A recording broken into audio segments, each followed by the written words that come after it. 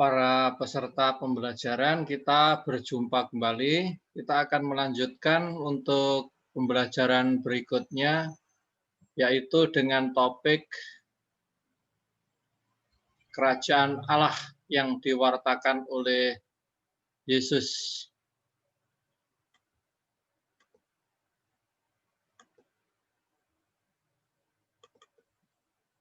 Yesus mewartakan kerajaan Allah. Pada pertemuan sebelumnya kita sudah membahas terkait gambaran kerajaan Allah pada zaman Yesus dan masyarakat kita. Dengan topik ini tujuannya adalah agar para peserta memahami apa sih yang dimaksudkan kerajaan Allah yang diwartakan oleh Yesus. Peserta didik mengerti kerajaan Allah yang diimani oleh orang Israel pada waktu itu seperti apa, sehingga kok memunculkan pertentangan, bahkan penolakan terhadap Yesus. Dan yang ketiga, peserta mempunyai gambaran bahwa apa yang dikatakan oleh Yesus, yaitu mengenai kerajaan Allah, sebenarnya juga itulah yang dilakukan oleh Yesus. Dan yang keempat, peserta mempunyai sikap tanggung jawab untuk mewartakan kerajaan Allah dalam hidup sehari-hari. Caranya bagaimana, nanti kita akan lihat satu persatu. Dasar dari permenungan ini adalah dari Injil Matius bab 11 ayat 5 sampai 6, 2 ayat saja. Orang buta melihat, orang lumpuh berjalan, orang kusta menjadi tahir, orang tuli mendengar, orang mati dibangkitkan, dan kepada orang miskin diberitakan kabar baik. Dan berbahagialah orang yang tidak menjadi kecewa dan menolak aku. Ini disampaikan oleh Yesus kepada para murid Yohanes ketika para murid Yohanes diutus oleh Yohanes untuk bertanya, siapakah Yesus? Lalu Yesus menjawab, katakanlah kepada Yohanes, orang buta melihat, orang lumpuh berjalan, orang kusta menjadi tahir, orang tuli mendengar, orang mati dibangkitkan, dan kepada orang miskin diberitakan kabar baik. Tentu Yohanes tahu kalau Yesus mengatakan seperti ini, siapakah orang ini? Nah, kerajaan Allah itu artinya apa? Allah yang merajai manusia. Kalau Allah merajai manusia itu ditandai dengan apa? Dengan orang buta bisa melihat, orang lumpuh bisa berjalan, orang kusta menjadi tahir, orang tuli mendengar, orang mati dibangkitkan, dan kepada orang miskin itu diberi kabar baik. Kabar baik untuk orang miskin itu apa? Utangnya diputihkan, dosanya diampuni, dan seterusnya. Nanti kita bisa lihat. Lalu yang kedua, kalau kerajaan Allah itu artinya Allah yang meraja, artinya dosa dan kesalahan manusia diampuni. Maka di dalam kitab suci, Yesus banyak sekali menyembuhkan orang dan mengatakan dosamu diampuni, dosamu diampuni.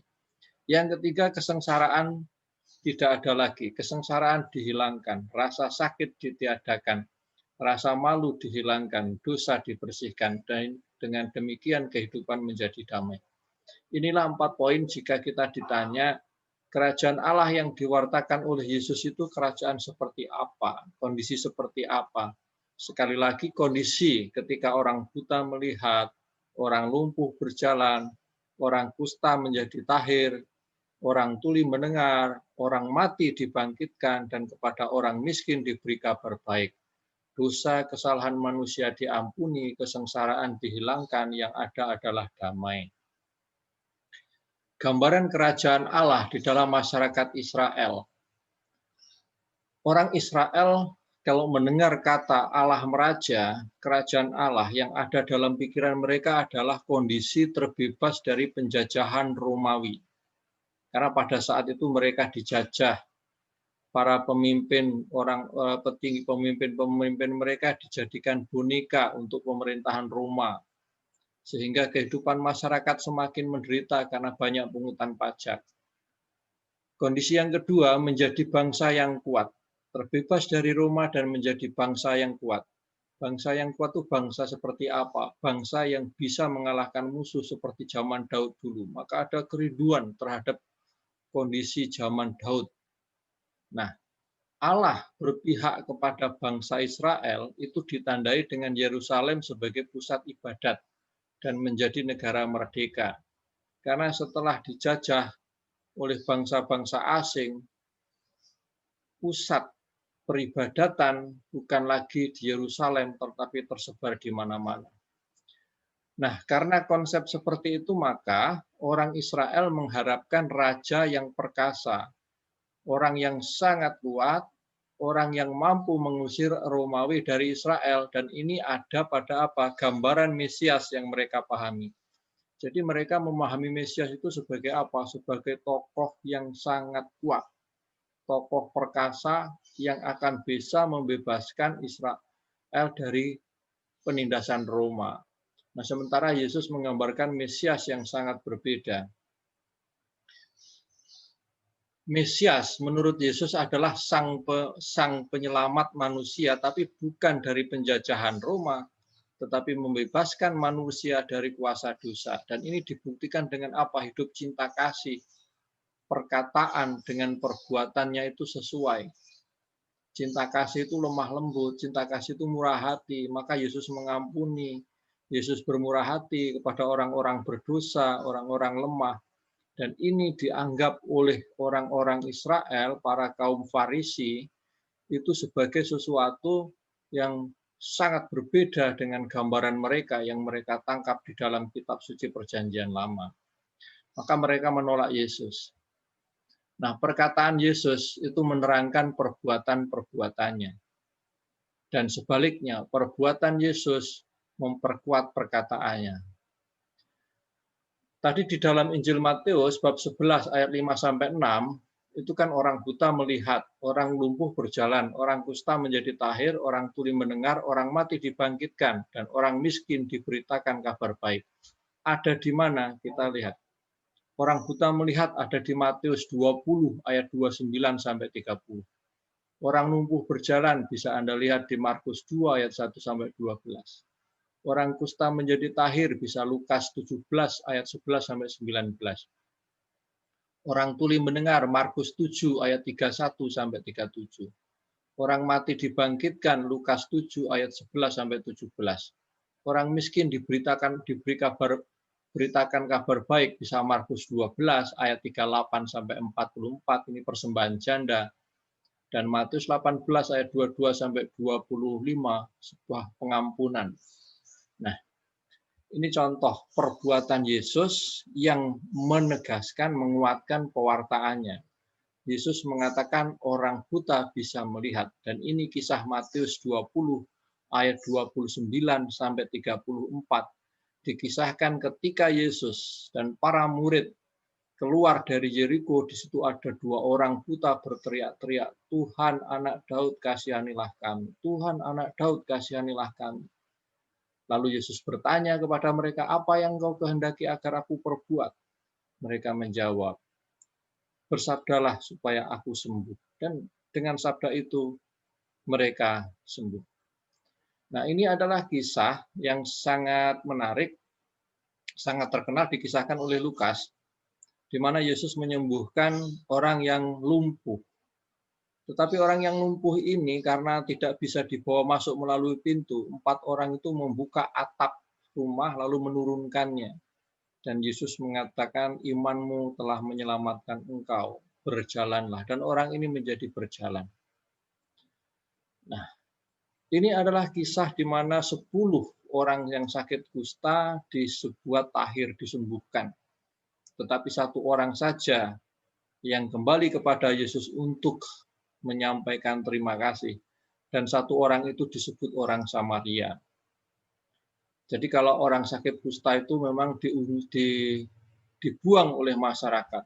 Dan biasanya tinggal di pinggir-pinggiran kota, di kuburan. Dan mereka hanya berteriak-teriak, kusta, kusta, supaya orang tahu kalau di situ ada orang sakit kusta. Karena orang sakit kusta itu dianggap telah melakukan dosa dan dikutuk, dan itu menular sekali. Maka dijauhi oleh masyarakat. Tapi Yesus justru mendekati mereka. Dan dari kisah ini kita bisa melihat ada 1 orang yang setelah mendapatkan berkat penyembuhan, dia kembali kepada Yesus untuk berterima kasih.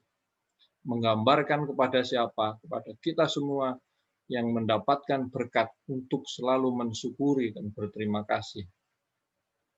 Nah, ini ada kisah orang buta menjadi melek. Apa yang engkau kehendaki, buatlah saya bisa melihat, dan Yesus pun membuat bisa melihat. Nah, ini adalah kisah seorang anak janda dibangkitkan setelah meninggal. Dari peristiwa ini akan ditampilkan kekuatan Allah yang membangkitkan orang mati. Allah menguasai kematian. Allah memiliki kehidupan.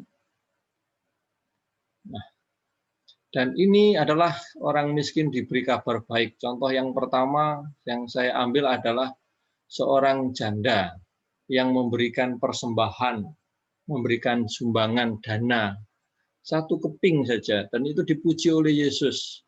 Kenapa? Karena janda ini memberikan dari semua yang dia punya, dari kekurangannya. Sementara orang lain, orang-orang kaya memberikan sebagian dari dia yang dimiliki.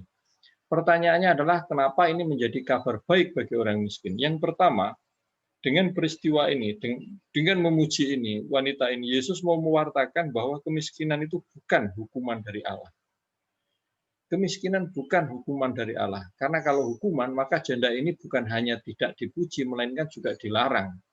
Tapi Yesus memberi kesempatan kepada janda miskin ini untuk memberikan derma. Lalu yang kedua, setiap orang boleh mendapatkan kebahagiaan. Kebahagiaan kalau dia bisa memberi, maka berilah, maka kamu akan merasa bahagia. Itu kabar baik. Nah, lalu bagaimana sikap kita menanggapi pewartaan Yesus mengenai kerajaan Allah? Sikap kita ada 2. Yang pertama adalah bersyukur bahwa kerajaan Allah itu diberikan kepada kita.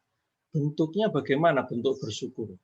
Bentuk bersyukur yaitu kita rela mengampuni orang yang bersalah. Kebahagiaan dan damai, mengalami damai di bumi, seperti di dalam surga. Bangunlah kedamaian, ciptakan keharmonisan. Itu cara kita bersyukur. Bagi yang bersalah kepada kita, ampunilah. Tebarkan selalu kebaikan, agar kebahagiaan dan damai itu ada di bumi. Lalu yang kedua, selain bersyukur kita mewartakan, dan mewartakan itu melalui tutur kata dan perbuatan. Kalau orang yang tidak pintar berbicara, mewartakan kerajaan Allah, ya dia berbuat. Caranya seperti apa? Sangat sederhana bisa dilakukan. Tutur kata itu ya berkata yang baik, tidak menyebarkan hoax, memberi semangat kepada orang lain yang sudah mulai semangatnya hilang, yang mulai malas, tidak membantah kepada orang tua kok disuruh. Nah, itu adalah contoh-contoh kita mewartakan kerajaan Allah melalui tutur kata. Sementara melalui perbuatan adalah membantu orang lain, membantu orang tua beres-beres rumah, belajar tidak harus disuruh, membantu adik mengerjakan PR, berbelas kasih kepada orang lain. Inilah 2 sikap cara kita menanggapi kerajaan Allah, bersyukur dan mewartakan melalui tutur kata dan perbuatan. Nah, sebagai refleksi, seperti biasa, maka Anda silahkan nanti tonton video terkait dengan penjelasan topik ini, kemudian membuat refleksi. Ditulis saja di kolom komentar, apa yang harus Anda tulis? Bagaimana cara saya mewartakan kerajaan Allah di rumah? Tulis 4 hal. Cara saya mewartakan kerajaan Allah adalah begini, begini, begini. Nah, dengan Anda membuat refleksi pada kolom komentar, setiap orang yang membaca adalah pewartaan kalian. Kalian sudah mewartakan kepada mereka. Nah, itu saja para peserta pembelajaran sesi kali ini. Semoga bermanfaat. Mari kita mensyukuri atas pewartaan Yesus mengenai kerajaan Allah dengan apa? Bersyukur dan mewartakan. Bersyukur untuk rela terus mengampuni, mewartakan bisa melalui perkataan, tutur kata yang baik, perbuatan bisa melakukan tindakan cinta kasih di rumah dengan cara yang sederhana. Itu saja dan selamat membuat refleksi. Tuhan memberkati. Amin. Dalam nama Bapa, Putra, dan Roh Kudus. Amin.